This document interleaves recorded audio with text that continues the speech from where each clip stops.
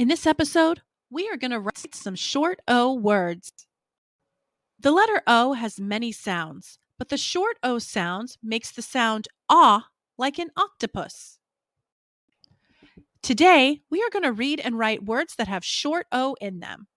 Now, I'll give you a word and you will pause the video and write the word on your paper, dry erase board, or whatever you have available.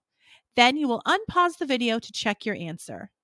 Sometimes I might ask you to change a letter, and then you will pause the video and read the word.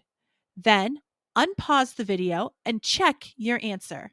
So let's go ahead and get started. First, let's start with the word not. Check your answer. Now change not to lot. Check your answer.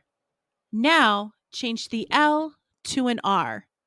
What word do you have now? You're right. You have rot. Now change rot to hot.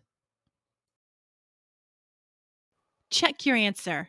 Now change the H to a P. What word do you have now? You're right. You have pot. Now change pot to cot. Check your answer.